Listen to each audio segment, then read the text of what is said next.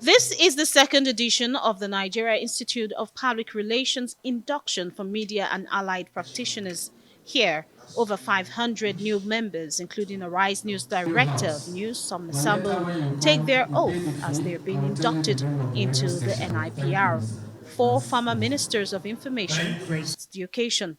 Labaran Maku, Minister of Information during former President Goodluck Jonathan's era, in his presentation highlighted how he was able to navigate the political terrain with his experience in public relations, especially during the Occupy Nigeria protests and the Boko Haram insurgency.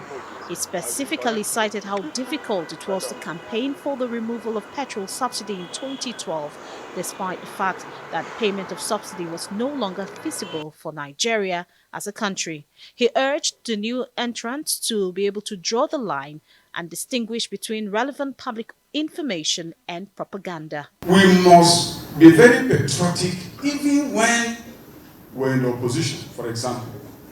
Because there are policies that are for the good of the nation, that every political actor should see and see the reality of it. We delayed.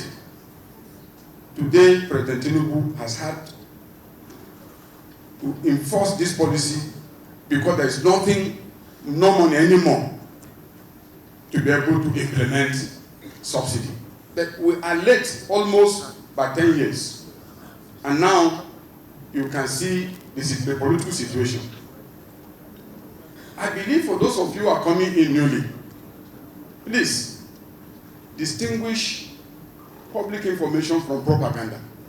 For the President and Chairman of the Governing Council of NIPR, the practice of public relations is a responsibility that should be taken seriously.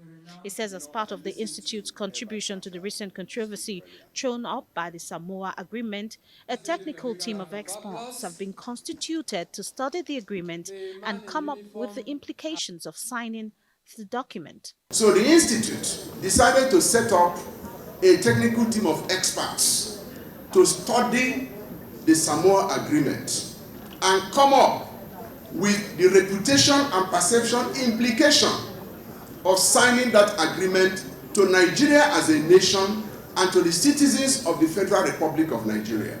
Aside this, the new members were tasked to live up to the tenets of the profession by abiding by the rules and regulations that guide public relations practice in Nigeria. As we welcome our newest inductees, let us celebrate their achievements and commitment to ongoing professional development. No matter your course of study, you require a thorough understanding of the workings of the organization you represent.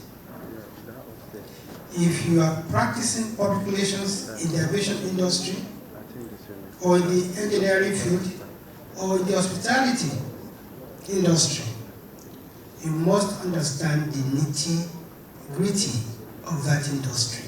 What I take from NIPR, the 60 years of service to Nigeria, is that they want you to carry on the battle. Every Nigerian wants the same thing. We want a country that cares. We want a government that listens. We want a society that functions. We want something that we can hand on to our people, hope, our children, the generations to come. We want them to believe in Nigeria. Established in 1963, the NIPR has been in existence for 60 years with over 3,000 members in the Abuja branch. The professional body of qualified public relations practitioners is mandated by law to regulate the practice and direct the development of public relations as a profession in the country. The law also makes it illegal to practice public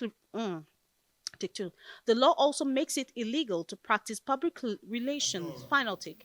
The law also makes it illegal to practice public relations under any title in Nigeria without NIPR certification. Georgina Ndukwezainka, Arise News.